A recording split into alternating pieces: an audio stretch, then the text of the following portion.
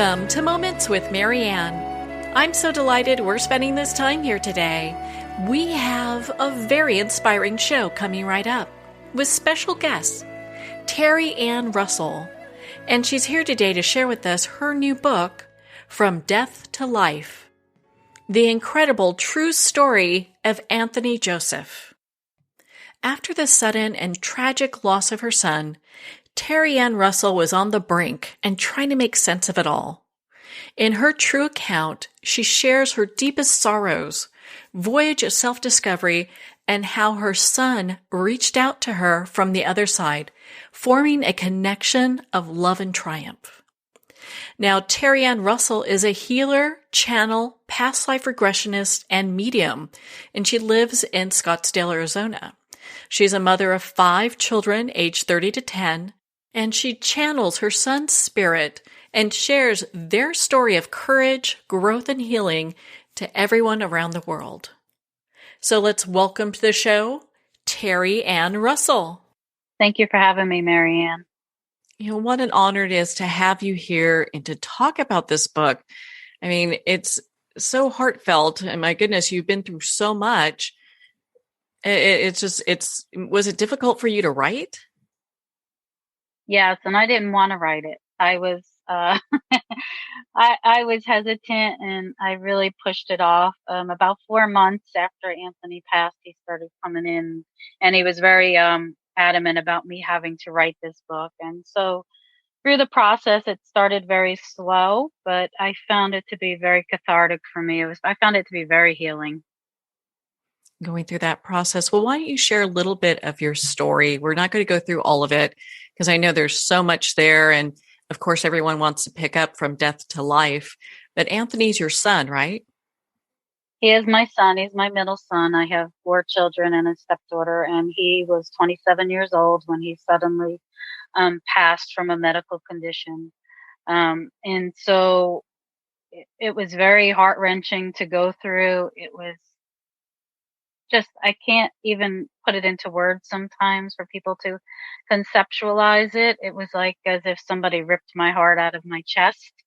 And because we had just seen him, we had been away for a week on vacation together, it really hit home. And about 3 days before, I was guided up to go see him again. And he said, "Why are you here again?" And I said, "I don't know. I just had the urge to come and see you." So, spirit works in mysterious ways. And I believe that time that we had together was for us to connect deeper. And unbeknownst to me at the time, that would be the last time that we would see him in the physical. That's so heart-wrenching. And I know you're also a very gifted energy healer, intuitive. How long have you been doing that work?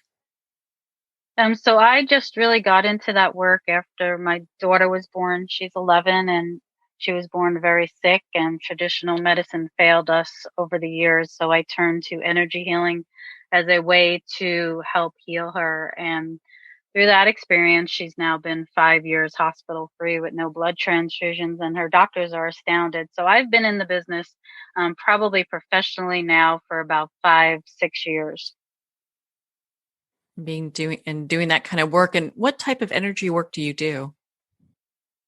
So I was trained in many different modalities. I dove right into my training. Once my daughter started to be healed, and there was no other explanation as to why this child was suddenly healthy, I began to look deeper to what this was and what it meant to have this ability and this gift. And I've always had this ability. I always felt like a power in my hands, and I was raised very strict Catholic, and so we have laying of the hands. So I understood what that meant to be a healer. So going through that process, I just learned, Yusui Reiki, Karuna Reiki, Light Therian Reiki, Theta healing. I really dove into everything and anything that I can find that would help me further hone those skills. And really be able to use that for your family, which I think that's so impressive. A lot of times people find themselves in the energy healing work because something like that happens. Yes, it's very often even clients that come to me sometimes it's as a last resort. They've been sick for so long and traditional medicine has failed them, and they have no other place to go, so they're looking for answers. And through what I find, especially like past life regression and stuff, is that really through the past life regression that I do with clients, that these things are waiting to be healed. There's other life stuff that has caused a person in this life maybe to have some fears. So we go in and we look at that life, and there becomes a deeper understanding for the client. And through that experience of viewing this past life, it's healed. It's something we can work on. So why don't you share a little bit about your son and what he's like? He's amazing. He was always very different from my other children. He was loved by everybody. He was so articulate as a child. He'd shake your hand. He'd say, "Nice to meet you. My name is Anthony." And he had this knowing within him. If somebody needed something, he knew what to do or say to comfort people. And at about 3 years old, he told me that he chose me to be his mom. And at that time, I was not spiritually open. So I sort of just laughed and shrugged it off. But he was very social. He had a huge group of friends. And in fact, when he passed, Fox News did a story about him because he lived in the little town of Flagstaff, Arizona, where he went to college. And he stayed there. So the community, he was very well known in the community. He was really a helper from a young age. And as I said, he was different from my other children in the fact that he just understood things. There was a knowing, like if you look deep within his eyes, there was something deeper there, a deeper understanding. And so when did he start connecting with you in spirit? Right away, within hours, the officers had come to our house about 2 o'clock in the morning. We were awoken to a knock on the door, and they were explaining what happened. And he had gotten sick a couple of days before with a stomach bug. They thought it was a stomach bug diagnosis, and they sent him home from the urgent care. And when the paramedics arrived, he was still alive. So that was, 2 o'clock in the morning. And so he had passed about 10 o'clock in the evening. So 4 hours. I was, we were in the living room with the officer, and my husband was there, and they were explaining to us. And within that time, I heard him, "I'm okay, Mom." He was yelling, "I'm okay. I'm here.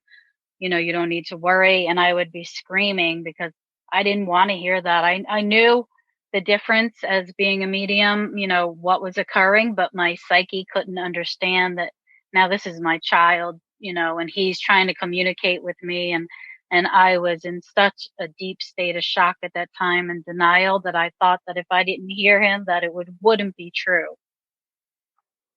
I think any parent would feel that way about their kid, just it's just so heartbreaking to hear something like that. Yeah, and I had premonitions when my sons were little, of an officer coming to the door, and that actually played out the night. It was the exact same premonition that I would have in dreams when they were little boys. And I could never hear exactly what was being said, but I fell to the ground and I was in shock and screaming. And so during that time, being in that state of despair, I would all of a sudden feel this peace and this love come into my body. And so, just to paint a picture, I'd be screaming and yelling on the floor and in shock, and this peace would enter me, and I would stop and I would feel him and I would connect with him, and he told me it would be okay. So it was beautiful. It was heart wrenching, all in the same, if that makes sense. Oh yeah, just having that level of connection and going through the shock of everything that's happening. I'm sure it just was a horrible experience. And I know that in your book you talk about a time where you also experienced a time of great darkness as well. Yes, early on, I was really almost overtaken to the point of taking my life because I was I talk about frequency a lot, and we're energetic beings, and our frequency gets to a certain level. I share it in the book. David Hawkins has a map of consciousness, he calls it.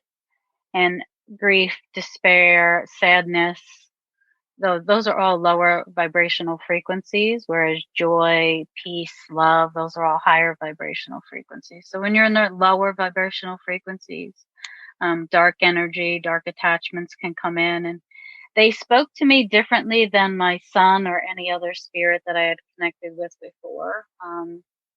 It was very dark, and they told me that if I took my life, I could be with my son. And I would scream because I understood what was occurring. I had that knowledge to know that this was dark energy and it was not me having these thoughts. Even though I loved my son immensely, I knew that taking my own life was not the way. I knew that there was no guarantee that I could be with him if I took my own life. So I knew that it wasn't me, and I knew that I had to get help from my soul family to help me lift myself out of these lower vibrations. Now, looking back, do you think that was kind of a time of almost training for you? Yes, absolutely. It was, I say through all this pain came this beauty. I was able to write the book, and he wanted me to share the book to help so many other people. And it really, what has transpired over this, he's only been gone a year and a half now from the physical. And I say gone from the physical because he is still here every day. To him, it's no different. But through this period of these last 18 months, 19 months, what has transpired has been mind blowing for me. So many things have changed and shifted, and I've gained this deeper understanding of the truth that we are all truly connected and we are here to help one another. And so through this book, it was always about sharing the words, my pain, so that I could help others understand that others who may not have that connection, that deep connection. So many mothers have reached out to me, um, asking me, is their child okay? Can they connect with their child? Are they able to have these abilities? And I explained to them that yes, we all have these abilities. We are all intuitive. I am nobody special. We are all able to connect with our loved ones. That must be so reassuring for so many parents that are wanting to connect with their children that are on the other side.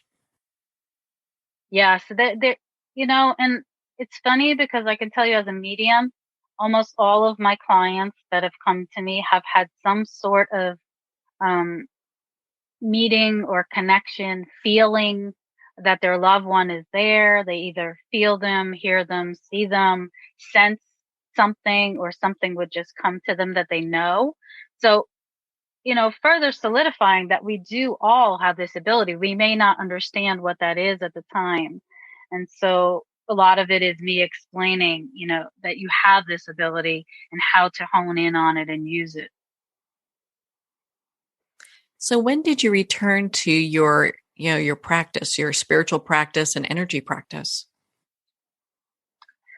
I was back and forth for a while. I was guided probably about 8 weeks after he passed to go into the office, and I was nowhere near ready to work or do this work again because my frequency was still so low. And I had gone into the office one day, and a woman came in and she wanted a mediumship session, and I said, I really can't. My son just passed. My frequency is really low.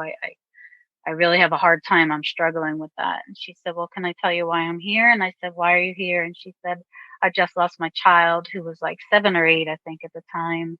And I said, okay, and I asked Anthony, should I see this woman? And he said, yes. So I brought her in and we connected.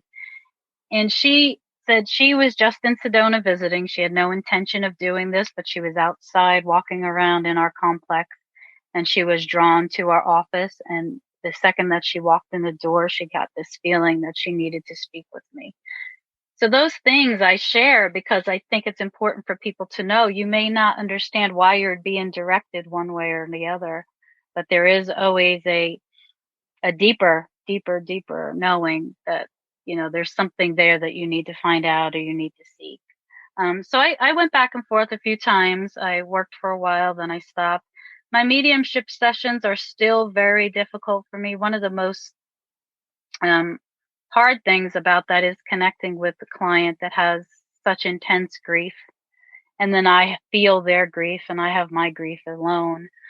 So that those sessions are very daunting for my physical being to be able to do. So I've held back on my mediumship sessions a little, but my energy healing has expanded. The growth, my spiritual hypnosis sessions with the past life regression have expanded, and those all seem to be easier for me to do, if that makes sense. I can understand that. I mean, just connecting to somebody's energy like that, I mean, you're really feeling everything they're feeling. Yeah, I'm a very intuitive being, so I'm very empathic and I'm clairsentient, so I feel a lot in my body. So I feel all of their pain and suffering. So, did you and Anthony have a soul contract about this? We did. As I've gone through this past 18 months, I've learned deeper the meaning of soul contracts, and we all have soul contracts before we come here. They're extensive plans that we make with our group before we decide to come in and incarnate on Earth. And so I've been able to piece together as to why at this time he chose to leave, why I was to write this book and write other books, and why the mission that we have, each of us alone and then together in our purpose here. So yeah, soul contract was very strong for us. It was very detailed, and I was able to find out and bring a lot of that information through, which gave me that deeper understanding of knowing why I'm here, what I'm here to do while I'm on Earth. And I understand that Anthony says that the soul contract was your idea. Yes. you're, you're probably going, That makes it a little harder sometimes. I bet. Going, how did I agree to this? And that's what I said. I was like, I never would have agreed to something like this. I'd have to be crazy to agree to something like this. But I'm able to laugh about it now, because I've been able to see, yes, it was my idea to do this, but it was his part of his contract as well. And so we both had our journey when we agreed to do this, and for him to come as my son and leave. But it would have been accomplished. My coworker said it would have never been accomplished any other way. This was meant to happen. It was meant to be like this. And the growth and the knowledge that I've received in these last 18 months have just been amazing. So, how is Anthony working with you from the other side with the work that you do? Anthony is everywhere in every session that I'm in. There's never a moment, especially in my sessions, he's very protective of my energy. Sometimes people will come to you that you may not necessarily need to work with. So, he's taught me a lot of discernment about which clients to take on and which clients to refer out to other people. But he's in every session. He's always sharing, guiding, protecting. One of our deepest connections we have is through healing that I do with people, because he's able to come into my body and he's taught me how to heal my own body, which then in turn I'm able to, work with others on a deeper level. So to help heal them. He really sounds like an old soul. Yes, he's a very, very old soul. He was ready. It was like he hit the ground and he was running, from what he's told me. Once he was over the shock and the surprise of leaving this realm and going into the next realm, he really hit the ground running. He was ready to go. So, what are some things that you've learned from Anthony during this time? Because I know he's protecting you and always there with you, but what other information have you gained from that connection with him? It's just been truly mind blowing, the amount of information that I've been able to, as I've gone through my healing. And my dreams have deepened. My dreams have become more in depth, and they've become more colorized and more visual. And so I get these in-depth messages through my dreams, and then also through my galactic transmissions. Anthony has ascended very quickly through the levels of the spirit world. So he is very high where he is in that high spiritual realm. So his energy has sort of, what he taught me in the beginning was that he sort of, when he would tell me, when you flow, I flow, and when you grow, I grow. So when he would shift and change and go through this process, it was like I was in my dimensional realm and he was in his dimensional realm. And as he shifted and grew, I shifted and grew, and then I would shift and grow and he would shift and grow. So it was this interconnection that I don't think I had the deeper understanding of what that meant before he left. But having this connection with a child in this high dimensional realm, it's like I'm partly here and partly there, if that makes sense. Yeah, just this real deep connection you both have in your own spiritual realms. It's interesting. I know in your book you talk about healing grief, and there's a passage here that I thought was really interesting.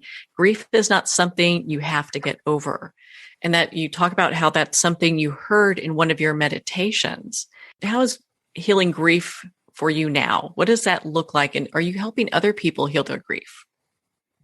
Yes. For me, I say that everybody's grief journey is individual to them, and it's never the same for two people. We would go through grieving very differently. But for me, what has been my go-to has been energy healing on myself, raising my frequency, helping myself to lift some of that heaviness out of my body. I say, the heart is what holds all of that pain and suffering, guilt, remorse, fear, fear for your other children. Will your other children leave? So we go through this, all these stages of grief. And for me, energy healing and writing have been the two most important things for me to help heal my grief. I found through writing, and I'm not a writer by any means. This was, divinely guided by him. He went to college for communications and journalism. I went to college for human services. So writing this book has been a experience for me. But then through writing, I truly have found my pathway, if that makes sense. Are you having a lot of people reach out to you and saying how your book is really helping them heal from their own grief? Yes, yes. I've joined groups like Helping Parents Heal, and my book is on their website now. He has really helped me find Lisa Hagen, who published the book. He directed me to her. And I said, you're crazy. I can't write a book. I've never written a book. I don't know the first thing about any of this. How am I going to do this? And when I learned to surrender to what he was telling me, it was like those chains were lifted from me, because I was able to then gain this clearer understanding that there is this divine contract that we have in this world. And as long as he is guiding and directing me, and I listen to that inner guidance of myself, my higher self as well, and him, that everything will be okay. So yeah, we've reached a lot of people with this book, and they've reached out to me and told me how it was amazing, that I wrote this book so early, and that could I help them? Was there ways that I could help them with energy healing to help alleviate some of that heaviness or pain they were feeling? I'm sure Anthony has helped bring people to you as well. Are you like collaborating with anybody due to, him bringing in all these great folks? Yes, he actually brought me a few of my students, my mentor as well. So he's brought me a few of my students.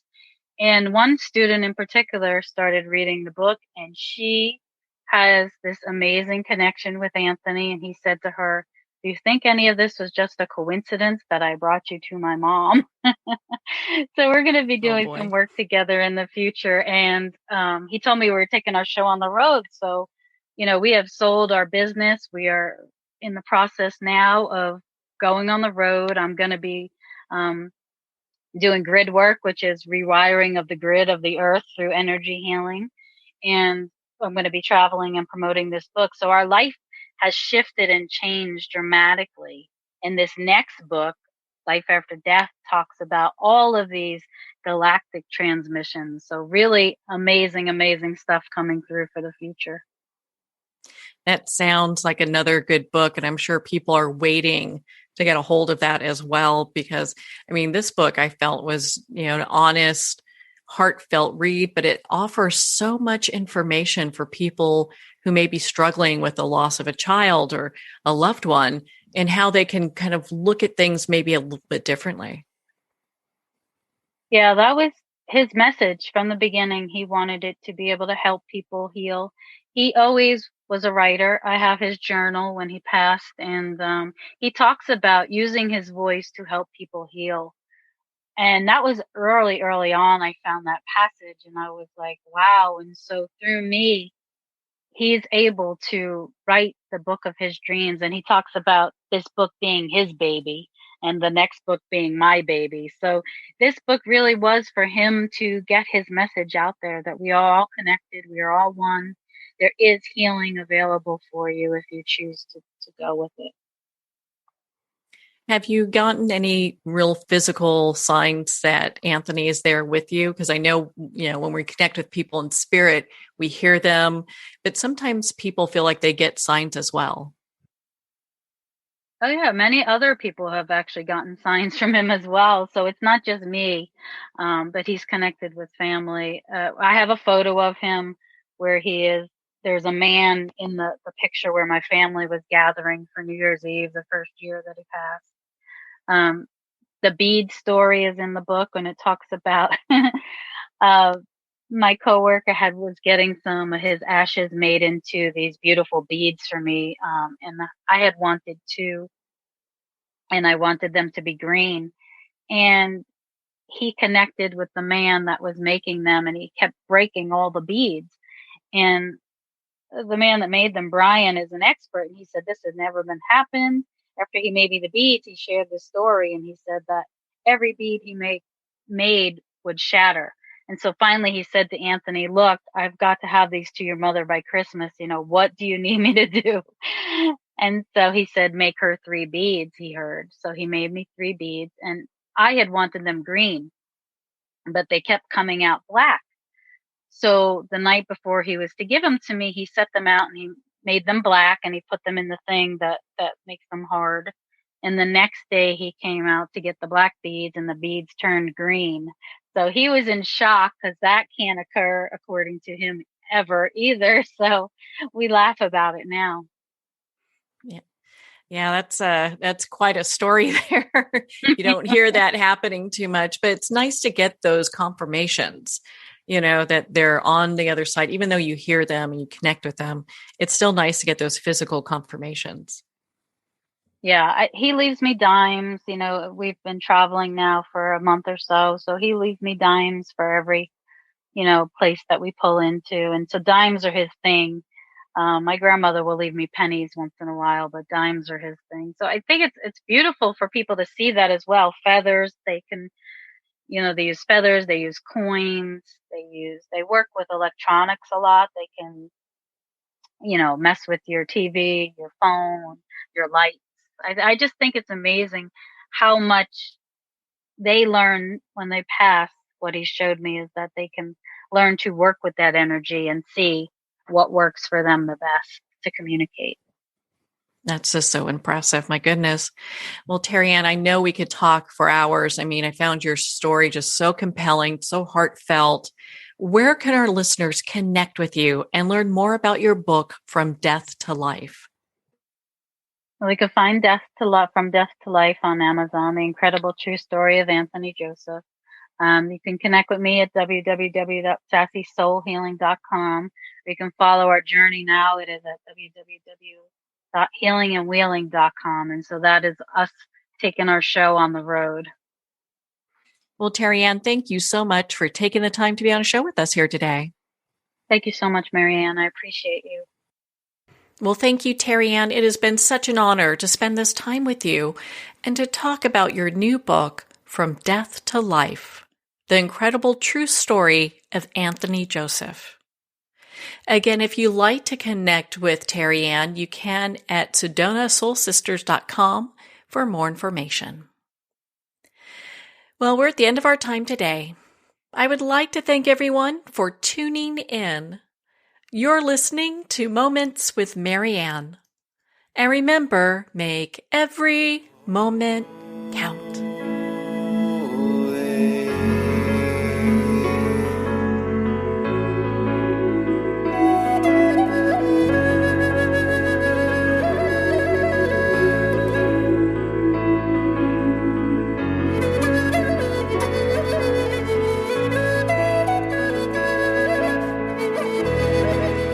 In a single moment, your life can change. Moments with Marianne is a transformative hour that covers an endless array of topics with the best of the best. Her guests are leaders in their fields, ranging from inspirational authors, top industry leaders, and business and spiritual entrepreneurs. Each guest is gifted and a true visionary. A recognized leader in her own work, and while teaching others to develop, refocus, and grow, Marianne will bring the best guest and sometimes a special surprise. Don't miss this. You never know just which moment will change your life forever. Moments with Marianne airs every Sunday, Monday, Thursday, and Friday at 8 p.m. Eastern and 5 p.m. Pacific Time. Make sure to tune in and visit momentswithmarianne.com for more information.